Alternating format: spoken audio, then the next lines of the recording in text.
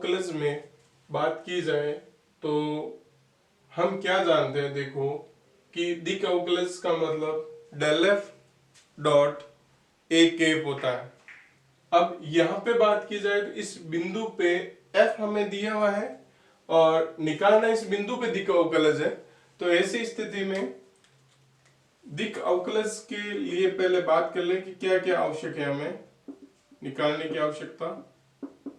दिक अवकलज होता क्या है, del F dot A cap.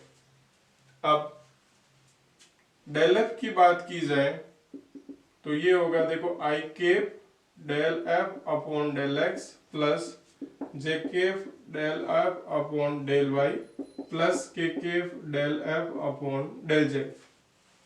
F का मान रख देता हूं मैं यहां से, I cap del upon del X x Y plus Y Z plus Z x plus J cap del upon del Y X Y plus Y Z plus Z x plus K cap del upon del Z X Y plus Y Z plus Z X. हाँ जी, I cap X के सापेक्ष तो ये Y plus Z plus J cap Y के सापेक्ष कर रहे हो तो X plus Z plus K cap यहां से जेड के सापेक्ष आंशिक अवकलन करेंगे तो y प्लस एक्स बचेगा। ये तो है आपके पास अभी तक डेल एफ। डेल एफ हमें मिल चुका है तो डेल एफ के बाद हम ए कैप की बात करेंगे। ए हमारे पास है वो ये है आई cap plus 2 J cap plus 2 K cap. हाँ जी, अब ये तो ए सदिश है लेकिन हमें ए कैप निकालना है तो इसका मापांक लेके हम नीचे भाग दे देंगे 1 प्लस 4 प्लस 4। ये हो गया, देखो 8 9 3 हो जाएगा तो आई cap plus 2 J cap plus 2 K cap upon में 3। इस सदिश से इसको इंटू करवा दीजिए, हमारे पास रिजल्ट आ जाएगा। देखो A del F dot A सदिश, हाँ जी, I cap Y plus Z plus J cap X plus Z plus K cap Y plus X dot ये I cap plus 2 J cap plus 2 K cap upon में 3। इसको जो ही dot product करवाया जाएगा तो जो लास्ट रिजल्ट मिलेगा, देखो 1/3 में कॉमन ले लेता हूं, ये हो जाएगा y plus Z plus 2x plus 2z plus 2y plus 2x। यहां से हमें मिल जाएगा 2x और 2x 4x plus 3y plus 3z। अब ये मान हमें निकालना है 1 2 और 0 पे, इस पे 1 2 और 0 पे। तो इस पे हम लिख देंगे बिंदु 1 2 0 पर डेल एफ डॉट ए सदिश का मान, इनमें मान रख दीजिए आप।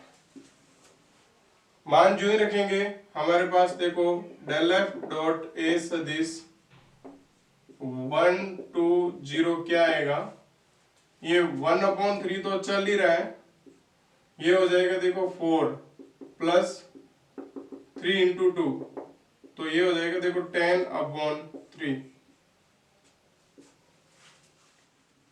क्वेश्चन नंबर सेकंड, फलन f is equal to y upon x square plus Y square के लिए बिंदु 0 1 पर दिक अवकलज का परिणाम ज्ञात कीजिए जो कि x अक्ष की धनात्मक दिशा के साथ 30 डिग्री का कोण बनाता है।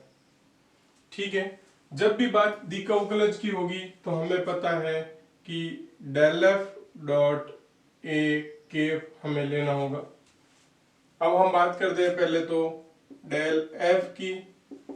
तो डेल एफ का मतलब I cap del upon del X F plus J cap del F upon del Y plus के cap del F upon del Z. I cap del upon del X Y upon x square plus Y square plus J cap del upon del Y Y upon x square plus Y square plus के cap del upon del Z Y upon Y square plus X square. ये तो zero हो जाएगा। और बात की जाए इसकी तो ये होगा देखो minus y upon x square plus Y square का होल स्क्वायर और एक्स स्क्वायर का हो जाएगा 2x।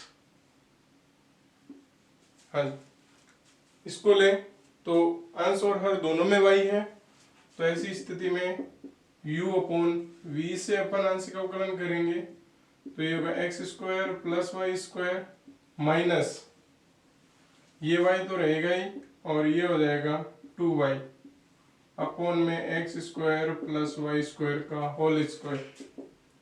ये हो जाएगा minus 2xy upon x square plus Y square I cap plus J cap X square minus Y square. क्यों, देखो वाई स्क्वायर ये माइनस के 2y स्क्वायर तो वाई स्क्वायर बच जाएगा x square plus Y square का होल स्क्वायर। अब ये जो मान है डेल एफ वो इस बिंदु पर लेना है हमें,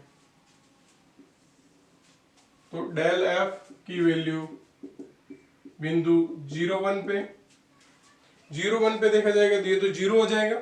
0 1 से देखो ये जीरो ये माइनस के 1 तो माइनस का कितना होगा जेके और ये देखो 0 और 1 हो जाएगा। हाँ जी, ये हमारे पास आ गया। अब हमें चाहिए देखो एक केप के लिए हम निर्धारण करेंगे इससे एक्स एक्स की धनात्मक दिशा के साथ 60 डिग्री का कोण। तो एक केप होता है एक केप इकाई सदिश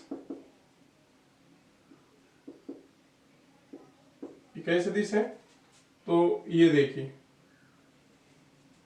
आई केप ये j cap x x y x और दिक अवकलज जो ज्ञात करना है वो एक्स एक्स की धनात्मक दिशा के साथ 30 डिग्री का कोण बनाता हो। तो ये बिंदु ले लीजिए जो हमें दिया हुआ है, कोई 0 1 मान के चले तो ऐसी स्थिति में ये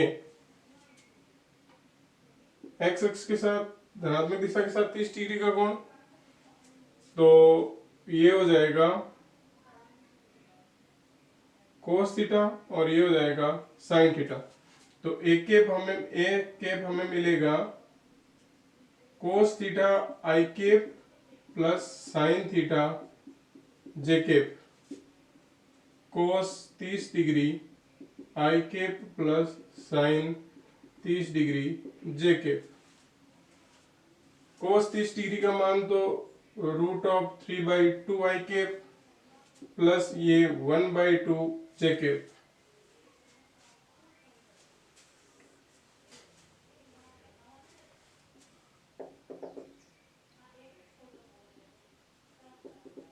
अभिष्ट दिक अवकलज,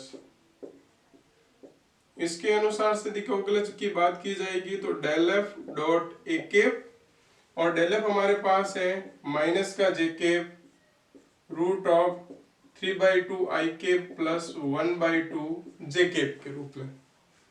हाँ, ये तो जीरो हो जाएगा जे केप के साथ होगा तो ये 1/2 हमारे पास आएगा। ये हमारा आंसर है इस क्वेश्चन का।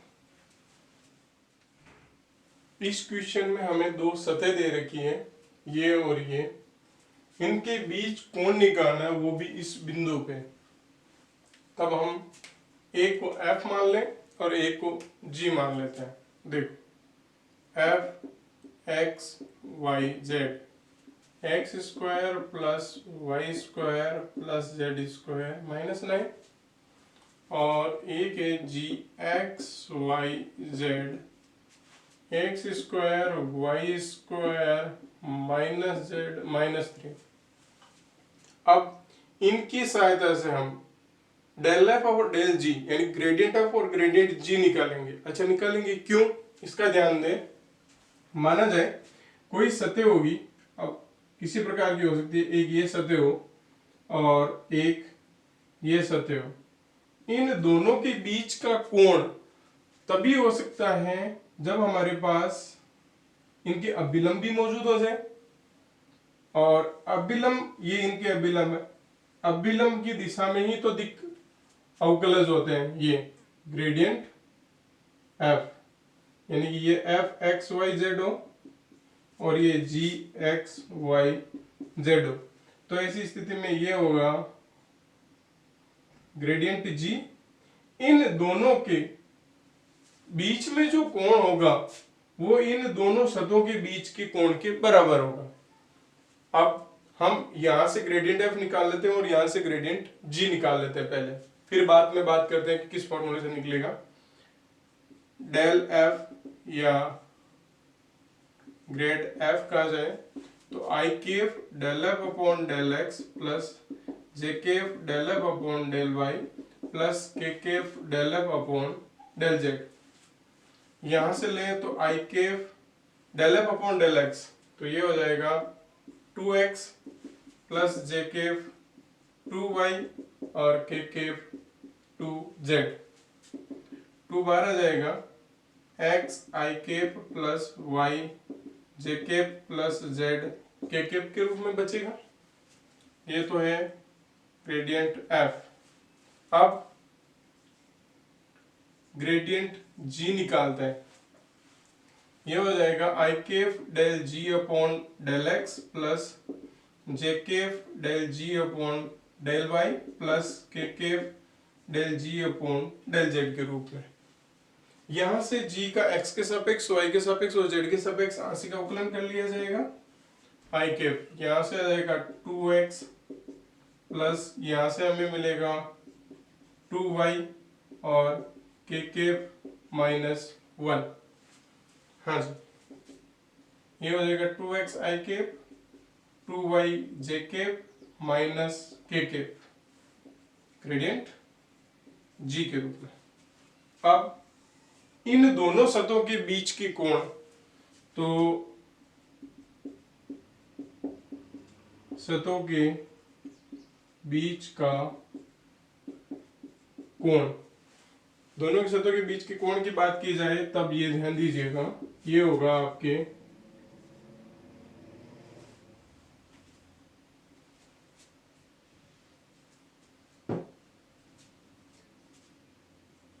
ग्रेडियंट एफ डॉट ग्रेडियंट जी अपॉन में मापांक ऑफ ग्रेडियंट एफ मापांक ऑफ ग्रेडियंट जी। हाँ जी, एफ ग्रेडियंट एफ का मान ये रहा 2x I cap plus 2y J cap plus 2z K cap dot gradient जी का मान ये रहा 2x I cap plus 2y J cap minus K cap upon में root of 4 plus 4 plus 4 root of 4 plus 4 plus 1। हाँ जी, तो ये देखिए ये हो जाएगा 4x square plus 4y square minus 2z upon में रूट ऑफ 12 है, ये 9 हो रहा है तो इनटू में 3 कहूंगा। ये देखिए देखो 4, अच्छा सारी चीजें हम लेंगे लेकिन इसके साथ साथ हमें एक बिंदु भी दे रखा है जिसपे कोण निकालना है, तो 2 माइनस 1 2 एक्स वाई जेड की जगह रख लीजिए, तो 2 माइनस 1 2 पर सतहों के बीच का कोण। हाँ जी, तो ये मिलेगा हमें, देखो 4 × 4 प्लस 4 × 1 माइनस 2 × 2 अपॉन में आ जाएगा √12 × 3। ये देखो 4 से 4 कैंसिल, यहाँ पे मिलेगा हमें 16/2 × √3 × 3, तो ये 8, ये 8/3√3। अच्छा, ये जो भी चल रहा है वो cos थीटा है, तो ये cos थीटा के रूप में चलेगा, तो थीटा हमारे पास आ जाएगा cos इनवर्स 8/3√3।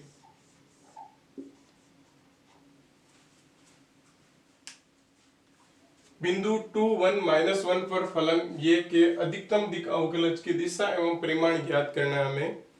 तो कोई भी हमें अगर अदिश बिंदु फलन दिया हुआ हो और एक बिंदु दिया हुआ हो, तो इस बिंदु पर जो दिक् अवकलज होता है वह आपके फलन की प्रवणता की दिशा में अधिकतम होता है। देखिए, जो ग्रेडियंट f है, डेल f, इसकी बात की जा रही है, तो ये होता है i cap del upon del x, f j cap del f upon del y plus k cap del f upon del z।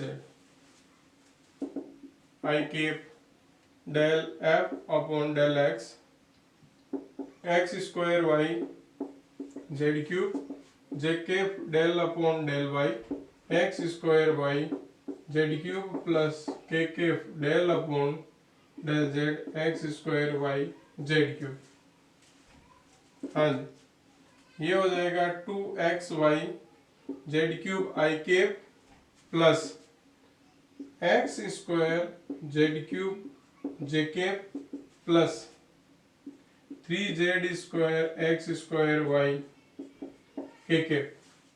अब ये इस डेल f का मान हमें बिंदु 2, 1, -1 पर देखना है, तो यहाँ पे रख देंगे 2 × 2 1 इंटू में -1 i cap plus 4 × -1 j cap plus 3 × 1 × 4 into में 1 k कैप। हाँ जी, ये हो जाएगा -4 i कैप -4 j कैप और प्लस k12 है k कैप। देखो, एक रिजल्ट हमारे पास आ चुका है, अतः हम ये कह देंगे कि इस बिंदु पर 2, 1, -1 पर f फलन के अधिकतम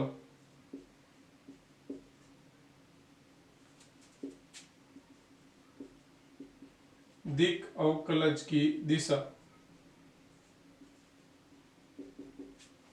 जो हो जाएगी हमारे पास -4 i cap -4 j cap plus k12 k cap. अब हमें चाहिए इसका परिमाण।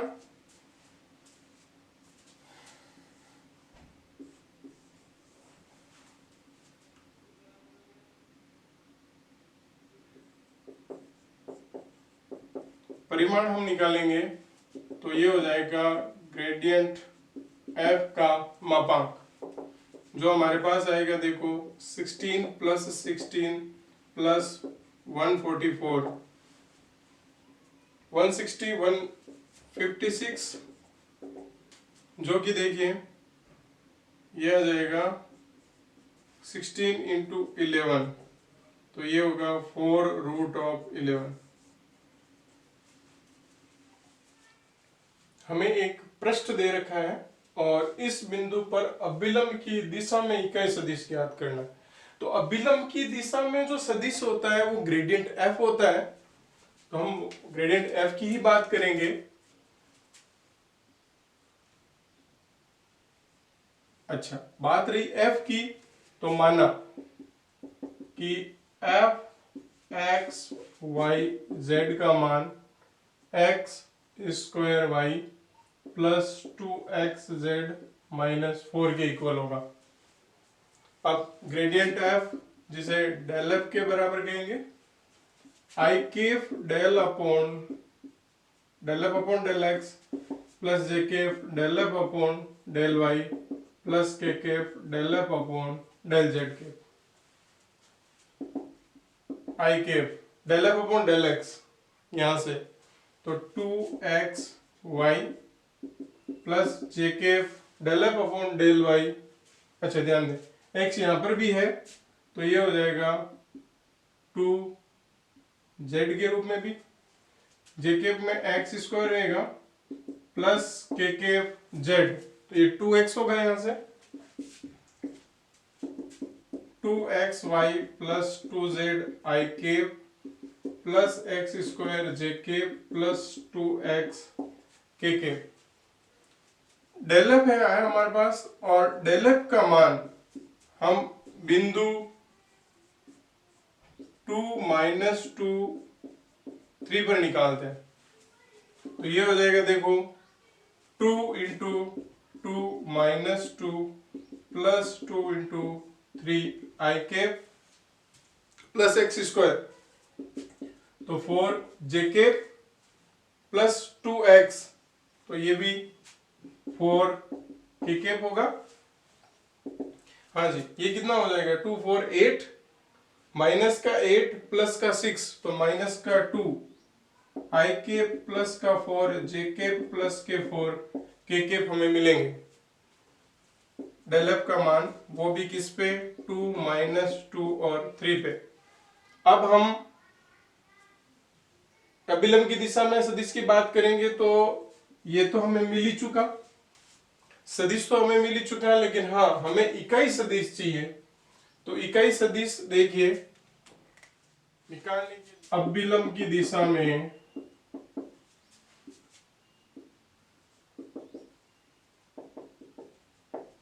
इकाई सदिश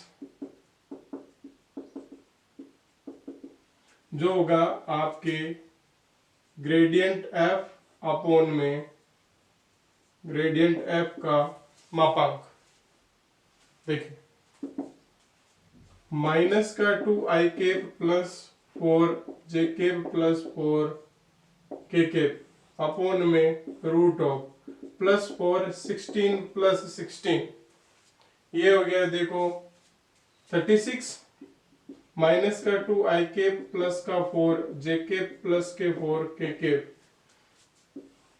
रूट ऑफ 36 ये 6 हमें मिलेगा यहाँ से। इसको आगे सरल किया जाएगा तो ये 6 है तो माइनस के 2 आई केप प्लस के 4 जे केप प्लस के 4 के केप अपॉन में 6। हाँ जी लास्ट देखते हैं क्या रिजल्ट निकलता है हमारे पास। ये हो जाएगा देखो 2 कॉमन ले रहा हूं ऊपर वाले से, नीचे 3 कर रहा हूं तो 1 अपॉन 3 माइनस के आई केप प्लस के 2 जे केप प्लस के 2 के केप। इस क्वेश्चन में हमें एक पृष्ठ दे रखा है और एक बिंदु दे रखा है जिसपे हमें स्पर्शतल और अभिलंब ज्ञात करना है। बहुत इजी है ये भी प्रश्न। देखिए हम क्या जानते हैं कि इस पृष्ठतल का समीकरण होता है r minus r zero dot gradient f is equal to 0। अब पहले तो r माइनस r जीरो और ग्रेडियंट f निकालते हैं तो ध्यान दें r सदिश माइनस r जीरो सदिश इज इक्वल टू r सदिश हमारे पास है देखो किसी चर बिंदु का स्थिति सदिश लिया जाएगा और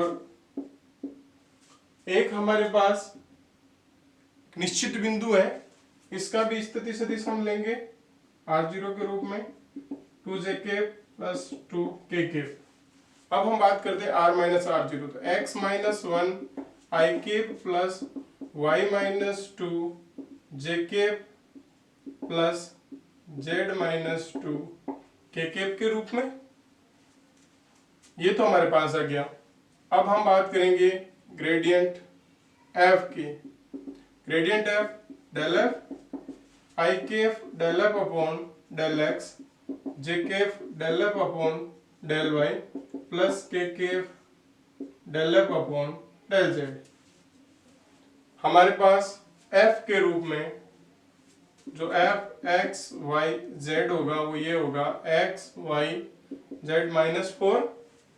तब ग्रेडियंट एफ हमारे पास आ जाएगा y z i cap del F upon del x से और x z j cap plus x y k cap हमें मिलेगा।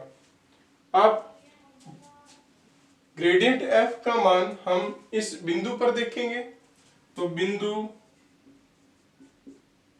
1 2 2 पर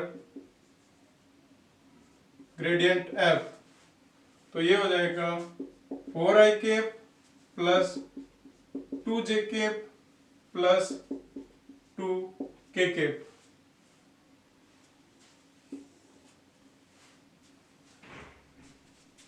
तब आपके इस पृष्ठ तल का समीकरण हमें मिलेगा, वो क्या मिलेगा वो देखें आप। r minus r zero dot gradient f is equal to 0। r minus r zero ये रहा x minus 1 i cap plus y minus 2 j cap plus z minus 2 k cap dot यहां से 4i cap plus 2j cap plus 2k cap is equal to 0। ये हो जाएगा 4x minus 1 plus 2y minus 2 plus 2z minus 2 is equal to 0। 4x plus 2y plus 2z ये minus के 4 और minus के 4 कितना हो जाएंगे देखो 12 इज इक्वल टू 0। 2 कॉमन लेके कैंसिल कर दूं तो यहां से आएगा 2x plus y plus z is equal to 6। ये हमारे इस क्वेश्चन का लास्ट आंसर है। अब हम इसमें अभिलंब के समीकरण की बात करते हैं। तो अभिलंब का समीकरण क्या होता है पहले तो हमें ये ध्यान में होना चाहिए। अभिलंब का समीकरण जो कि होता है r minus r zero cross gradient f is equal to 0। अच्छा r माइनस आर जीरो जो कि हमें मिला था x minus 1 i cap plus y minus 2 j cap plus z minus 2 k cap के रूप में, और ग्रेडियंट f वो भी किस पे बिंदु 1 2 2 पर हमारे पास था 4i cap plus 2j cap plus 2k cap के रूप में। इन दोनों से हम r minus r zero cross product gradient f निकालेंगे। r minus r zero cross gradient f is equal to 0 रखना है, समीकरण तभी प्राप्त होगा। ये हो जाएगा आई केप जे केप के केप क्योंकि दोनों ही सदिश है हमारे पास। ये आ जाएगा x minus 1 y minus 2 z minus 2 4 2 2 is equal to 0। हाँ जी देखिए i cap 2y minus 2 minus 2z minus 2 plus J cap, यो सरल करेंगे तो यह आ जाएगा 4z minus 2 minus 2 x minus 1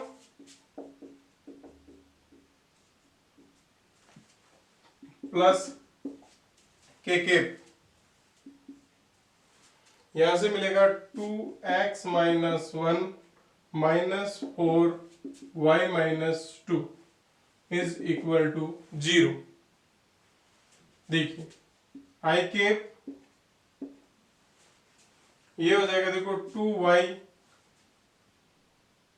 minus का 2z माइनस के 4 और माइनस प्लस के 4, ये माइनस के तो 4, ये माइनस माइनस प्लस हो गए, प्लस के 4 कैंसिल हो जाएंगे, plus K cap 4z minus 2x minus का 8 और प्लस के 2, तो माइनस के 6 बचेंगे जे कैप, और ये हो जाएगा अगला के कैप के रूप में 2x माइनस 4y, तो ये माइनस के 2 और प्लस के 8, तो प्लस का 6 इज इक्वल टू क्या चल रहा है, 0। अब हम क्या देखते हैं कि इसका मान ही 0, इसका मान भी 0 और इसका मान 0 होने पर ही संभव है कि ये 0 हो, तब 2y minus 2z is equal to 0, 4z minus 2x minus 6 is equal to 0, 2x minus 4y plus 6 is equal to 0। इसमें यहाँ पर हमारे पास 2 कॉमन आके कैंसिल हो रहा है, तो y minus z is equal to 0, z minus 2z minus x minus 3 is equal to 0, x minus 2y plus 3 is equal to 0। देखो ये तो हो रहा है आपके y is equal to z, यहां से हमें y is equal to z मिल चुका है, तो हम अब 2z minus x minus 3 is equal to 0 से z की वैल्यू निकाल लेते हैं x के रूप में, तो ये आ जाएगी x प्लस 3/2। तो इन दोनों की सहायता से मैं समीकरण लिखूंगा y is equal to z x plus 3/2। ये ही आपके अभिलंब का समीकरण है।